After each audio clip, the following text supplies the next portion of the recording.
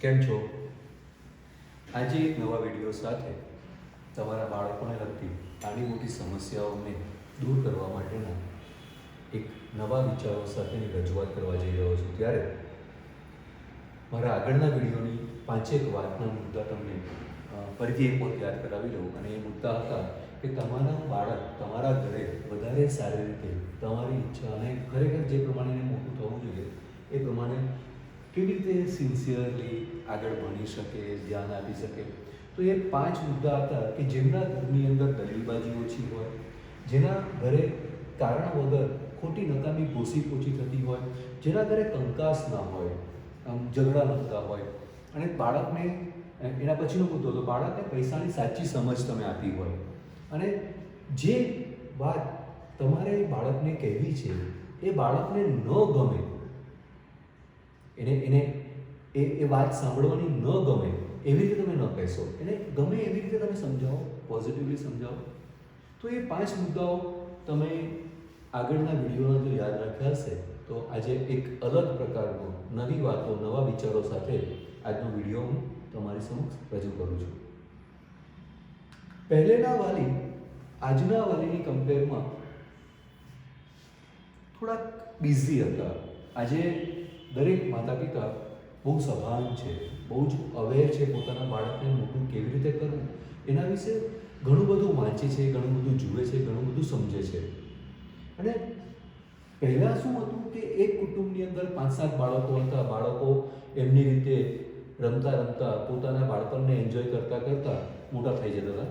અને ત્યારે ખરેખર ઘરકામ વાલી તરીકે મમ્મી અને પપ્પાએ ઘરકામ પણ એટલું બધું રહેતું અને ઘણું બધું કામ કરવાને કારણે પોતાના બાળકો ઉપર એટલું ધ્યાન નહોતા આપી શકતા જેટલું ધ્યાન તમે આજે તમારા ઘરે તમારા બાળકને આપી શકો છો. એની પાછળનું એક રીઝન એવું છે કે આજના વાલીના ઘરે તમે જુઓ તો બાળકો કેટલા છે?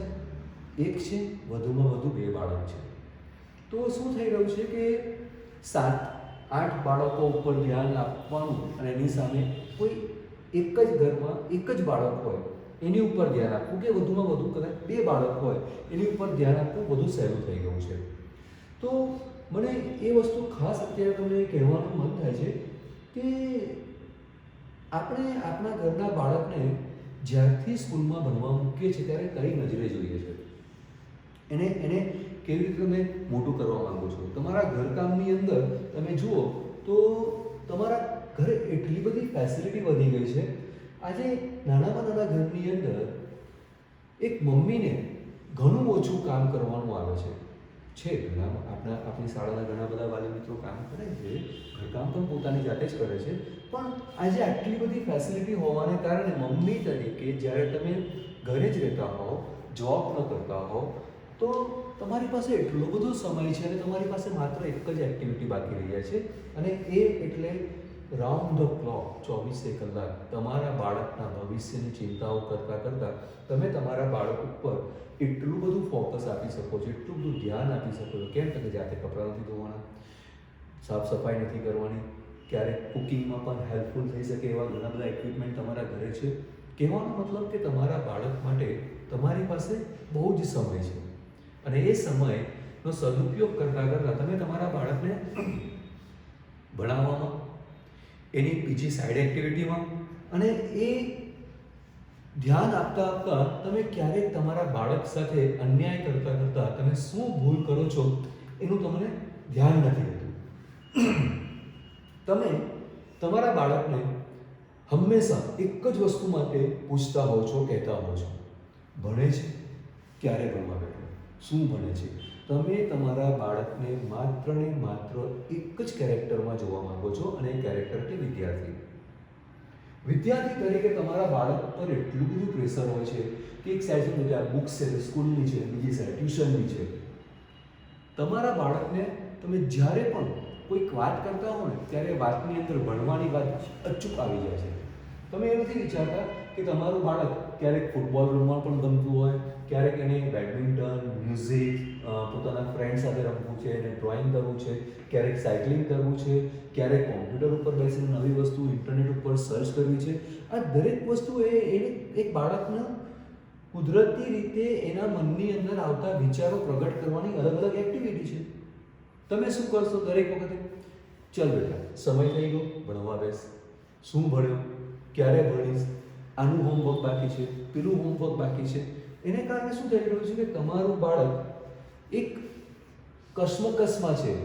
એના માટે આ બધી જ એક્ટિવિટી એને કરવી જ હોય છે, પણ તમે હંમેશા આના માટે એને પ્રેશરાઇઝ કરો છો. એવું કેમ બને છે? તો આ એના માટે ક્યારેક આપણા અજાણતાથી આ દરેક વસ્તુ એના તમે જ્યારે કંઈક સમજાવતા હોય ત્યારે આ બધું એના માટે ફન છે, મજા છે, આ એના માટે સજા છે. તમે ક્યારેક બાળક તમારું જ્યારે રમતું હોય ત્યારે એવું કહો છો કે બેટા ચલ રમવાનું બંધ કર, રમવાનો ટાઈમ પૂરો થઈ ગયો, હવે ભણવા બેસ. આ કમ્પેરિઝન જ્યારે તમે કરો છો ત્યારે બાળકને આ બધી જ મજા લાગે છે, આ એને ગમે છે. આ નથી ગમતું એવું નહીં, પરંતુ તમે જ્યારે પણ આની કમ્પેરિઝન કરો છો કે બેટા તારું ભણવાનું હવે શરૂ કર, આ એને ગમતી પ્રવૃત્તિ તમે અટકાવી, એની મજા વગાડી, એને એવું ફીલ થયું કે મારી મજા હવે પૂરી થઈ ગઈ, હવે મારી સજા શરૂ થઈ.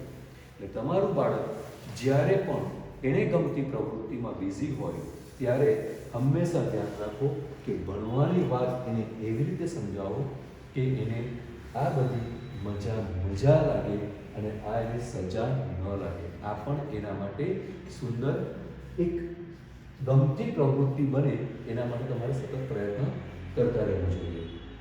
હું એક વસ્તુને ખાસ કહીશ કે તમારું બાળક જે રીતે હંમેશા ભણતું જ રહેવું જોઈએ એવો તમારો આગ્રહ હોય, શું બાળકનું એક જ કેરેક્ટર છે? એ એક જ વિદ્યાર્થી જ છે? તમે હંમેશા જ્યારે એને ભણવાની જ વાતો કહેશો તો તમે એક જ નજરે જોવા માંગો છો કે તમારું બાળક ફક્ત અને ફક્ત વિદ્યાર્થી બની રહે. શું શક્ય છે કે તમે ફક્ત ને ફક્ત 24/24 કલાક અલગ અલગ રોલમાંથી કોઈ એક જ રોલ ભજવી શકો? જેમ કે તમે એક સ્ત્રી તરીકે તમારા કેટલા રોલ છે? તમે પત્ની છો, તમે માતા છો, તમે કોઈકની દીકરી છો, કોઈકના ભાભી છો, કોઈકના બહેન છો. જો તમે તમારા બાળકને ફક્ત વિદ્યાર્થી તરીકે જોવા માંગતા હો તો એ શક્ય છે કે તમે 24/24 કલાક ફક્ત એક જ રોલ કરો, ફક્ત પત્ની બની રહો, ફક્ત મમ્મી બની રહો? ના, એવી જ રીતે તમારું બાળક ક્યારેય હંમેશ માટે વિદ્યાર્થી નથી, એ વસ્તુ ખાસ ધ્યાન રાખો. અને એક મમ્મી તરીકે શું હોય, તમે જ્યારે પણ એની ઉપર એક જ સરખું ભણવાનું પ્રેશર આપ કરો. એવું કેમ બને છે? કારણ કે મમ્મી તરીકે તમે તમારા બાળક પાછળ 24 કલાકમાંથી તમે જેટલા કલાક જાગો છો એટલા બધા જ કલાક તમારા જ બાળકને તમે આપવા માંગો છો. ક્યારેક તમે તમારા પોતાના માટે પણ થોડોક સમય કાઢ્યો? જુઓ તો તમે કઈ કઈ એક્ટિવિટી કરી શકો છો. તમે કુકિંગ તમે કરતા હો છો, તમે રીડિંગ કરી શકો, તમે યોગા કરી શકો, તમે મ્યુઝિક કરો, તમે પ્લાન્ટેશન અને ગાર્ડનિંગનું કામ કરી શકો, તમે ડાન્સ કરી શકો. તમે પણ ઇન્ટરનેટ અને કોમ્પ્યુટરનો ઉપયોગ, લેપટોપનો ઉપયોગ કરીને દુનિયામાં દરેક વસ્તુ આજે તમે નવી શીખી શકો, નવી જાણી શકો.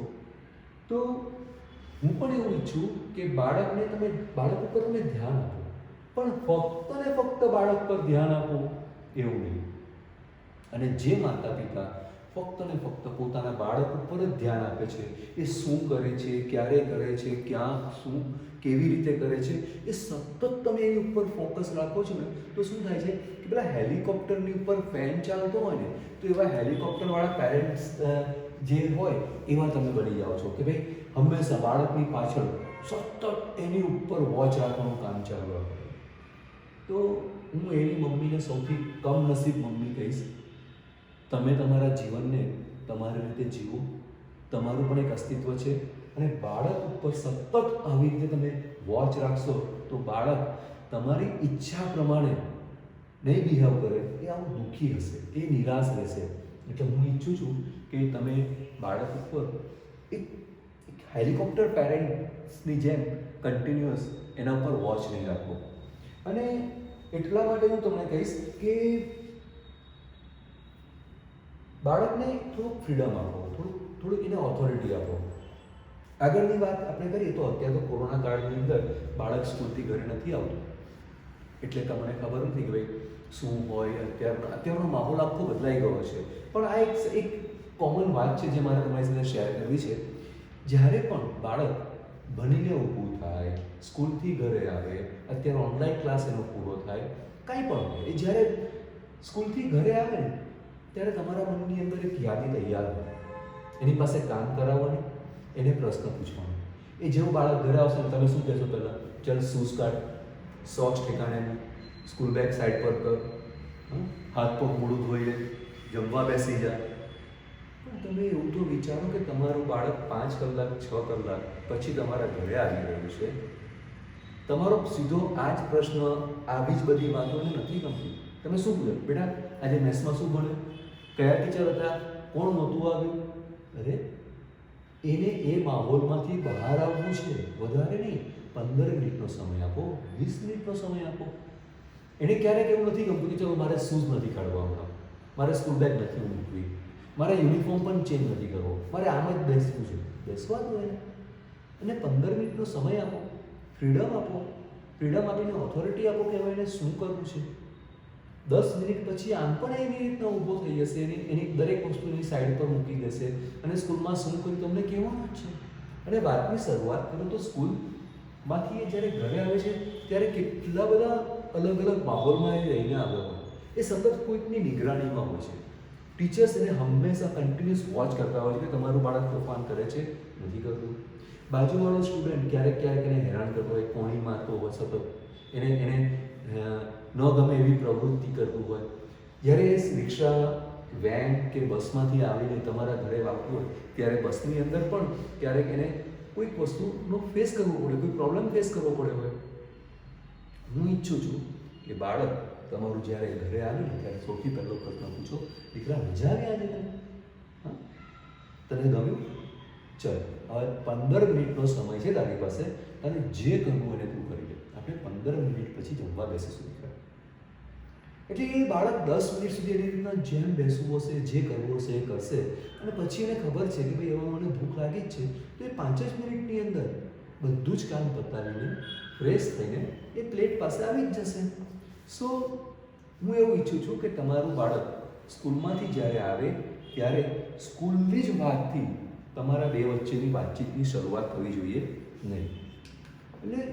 અને આ પણ એક વસ્તુ બનતી હોય છે કે તમારા બાળકને નાનપણથી જ તમે ગુડ બોય અને બેડ બોયની કમ્પેરિઝન તમે અનાયાસે કરવાની શરૂઆત કરી છો.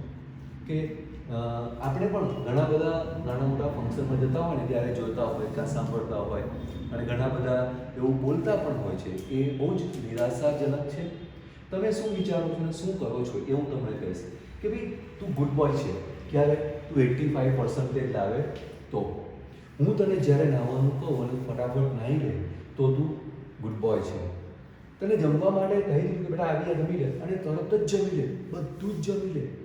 આખી પ્લેટમાં તમે એની કેપેસિટી પ્રમાણે જેટલું ફૂડ આપ્યું તે બધું જમી લે તો એ ગુડ બોય. તમે જ્યારે પણ એને કહો કે બેટા ભણવા બેસી જાય, અને ભણવા બેસે તો એ ગુડ બોય.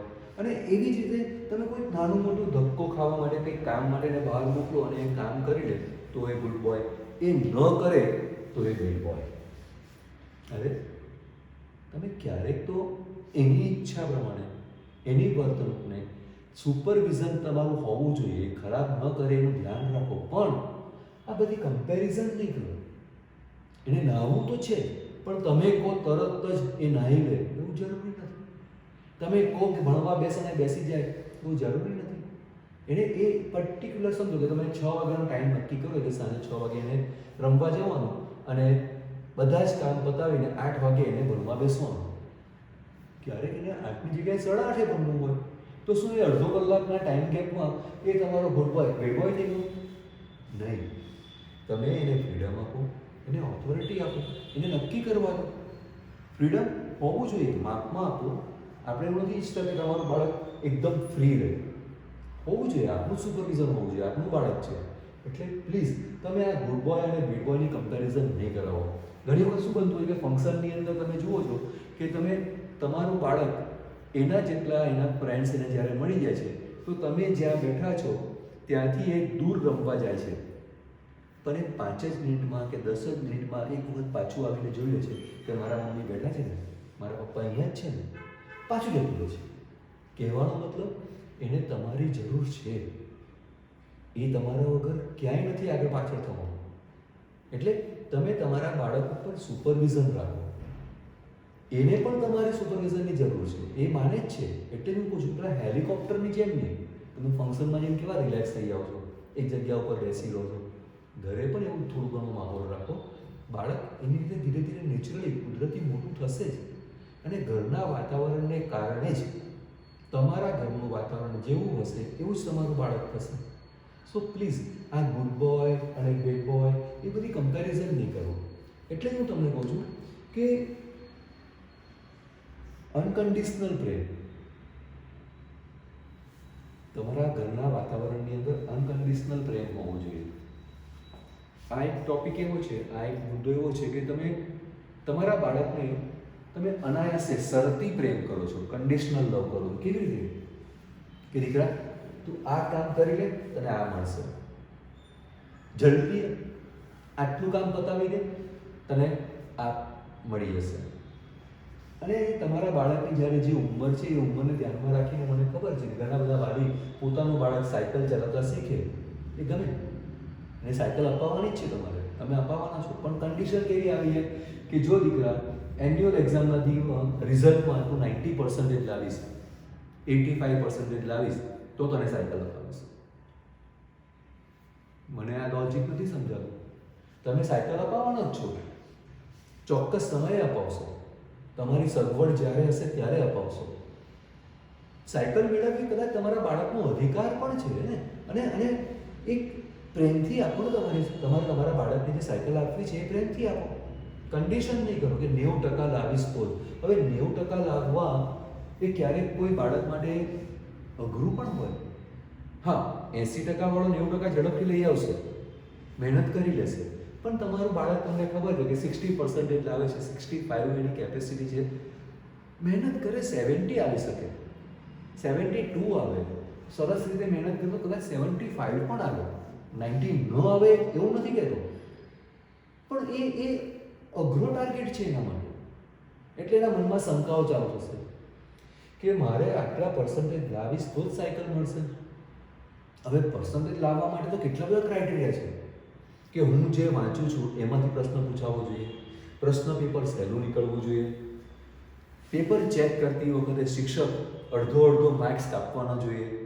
ક્યારેક શિક્ષકનો મૂડ સારા હોય, ક્યારેક ખરાબ હોય, એની પણ અસર મારા રિઝલ્ટ ઉપર આવશે. ક્યારેક એવો પ્રશ્ન પૂછાઈ ગયો અને એ પ્રશ્નનો જવાબ મને આવડતો હોવા છતાં પણ એ જ સમયે યાદ ન આવે તો પણ મારા ટકા નહીં આવે. એટલે બાળક શંકાસ્પદ બનતું જાય છે કે મારા આવશે કે નહીં આવે. પર્સન્ટેજ હું લાવીશ તો જ મને સાયકલ મળશે. પેલા શિક્ષક જે છે પેપર ચેક કરવા, આન્સર શીટ ચેક કરવાવાળા, એમને થોડી ના ખબર હશે કે હું જો રિઝલ્ટમાં આટલા ઓછા પર્સન્ટેજ લાવીશ તો મારી સાયકલ જવાની છે. એટલે શિક્ષક ઉપર એને માન ઘટશે. એટલે હું એવું કહીશ તમને કે તમે તમારા બાળકને એના સમયે જ્યારે સાયકલ અપાવવાના છો તો એક અલગ રીતે અપાવો.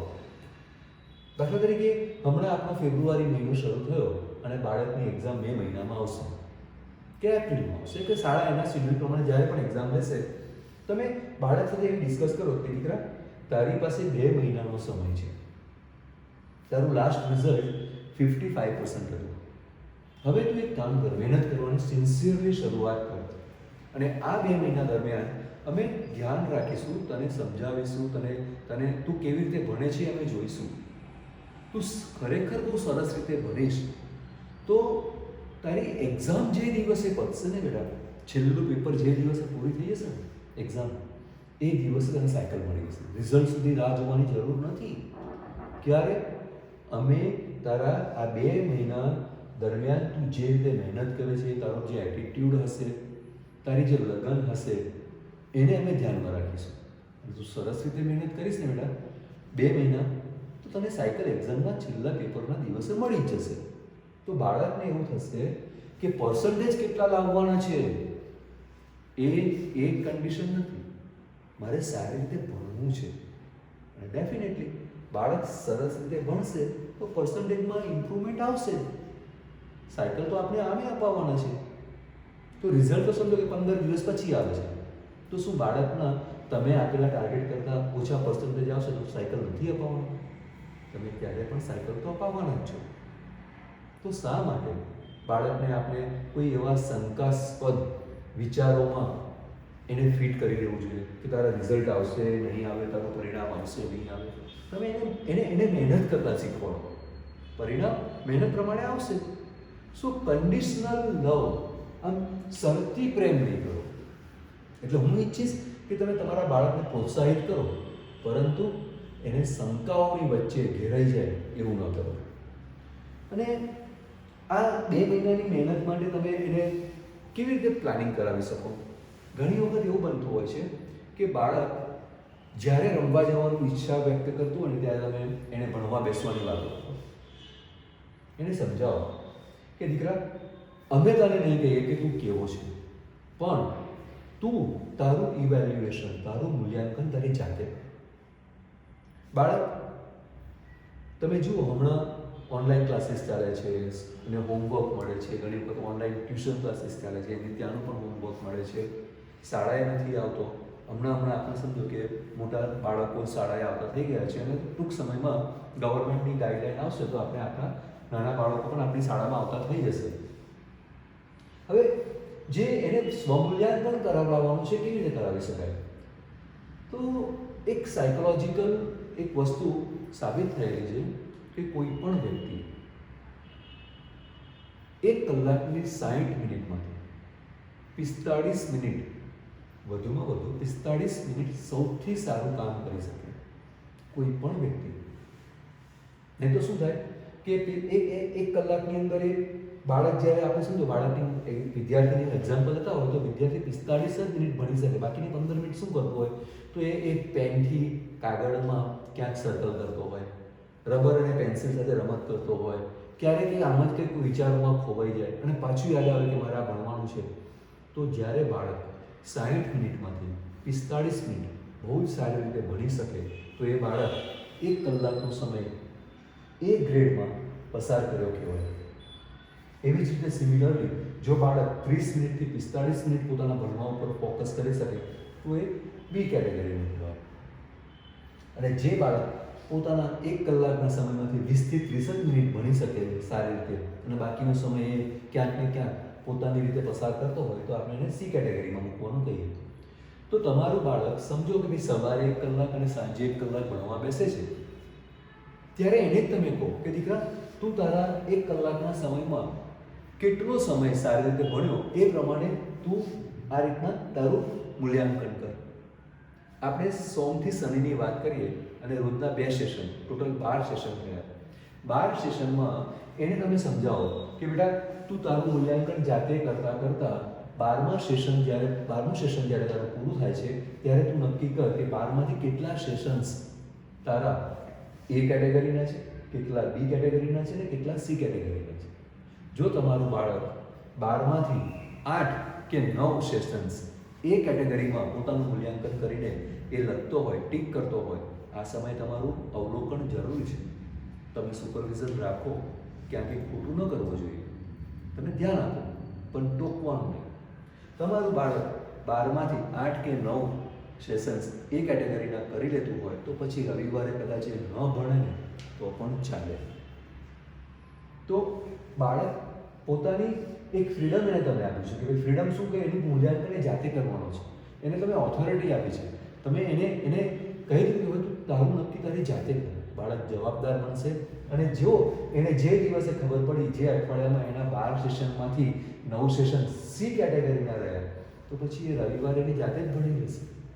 તમે એને ઓથોરિટી પણ આપો, એને ફ્રીડમ પણ આપો અને આમ કરવાથી બાળક વધુને વધુ જવાબદાર બનશે. અને એટલા માટે કે મને એવી એક વસ્તુની સમજ પડે છે કે બાળક ફક્ત ભણતું હોય ત્યારની હોય છે. આ સિવાયની વાતમાં જ્યારે પોતાના હોબીમાં બિઝી હોય ને તો પ્લીઝ એને હોબી એને ક્યાંક ને ક્યાંક કામ લાગે એવી જ હોય છે. એને ગમતી વસ્તુ પ્રવૃત્તિ કરવા દો.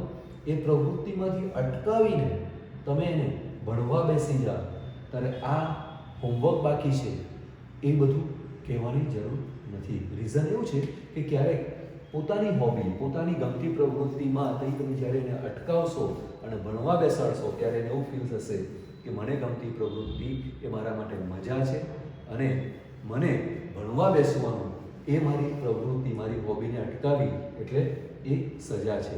આવા અનેક મુદ્દાઓને કન્સિડર કરીએ તો બાળક પોતાનું મૂલ્યાંકન જાતે કરે એ જરૂરી છે. સો પ્લીઝ તમે તમારા બાળકોને સારી રીતે મોટા કરો, એમના ઉપર ધ્યાન આપો, હેલિકોપ્ટર જેવા પેરેન્ટ્સ ન બનો. અને આજના વિડીયોના સેશન્સમાં આપણે જે 5 મુદ્દા ખાસ તમારે યાદ રાખવા જોઈએ. એક તો તમને હમણાં જ કહ્યું પ્રમાણે કે વધારે પડતું ફોકસ નહીં કરો. બીજી વાત છે, બાળક માત્ર વિદ્યાર્થી નથી.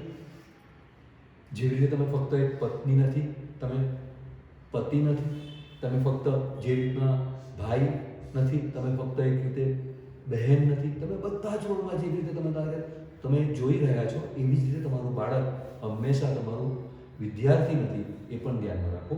નકારાત્મક વિચારો નહીં કહો કે ભણવાનો સમય થઈ ગયો છે, હવે રમવાનું નહીં, એવું નહીં. એવી જ રીતે બિનશરતી પ્રેમ કરો, શરતો નહીં આપો, એને શંકાસ્પદ નહીં બનાવો અને બાળકને સ્વમૂલ્યાંકન કરતાં શીખવું. આવા મુદ્દાઓને ધ્યાનમાં રાખીને આપણે આપણા બાળકનો સારામાં સારો પ્રોગ્રેસ કરાવી શકીએ. એટલા માટે તમે તમારા બાળકને પ્રેમ કરો, એને સારી રીતે મોટું કરો. અને અંતે એટલું કહીશ કે જ્યારે તમારું બાળક, તમારા દ્વારા જન્મેલું બાળક ખુશ હશે તો તમે પણ ખુશ હશો. Thank you. Wish you all the best.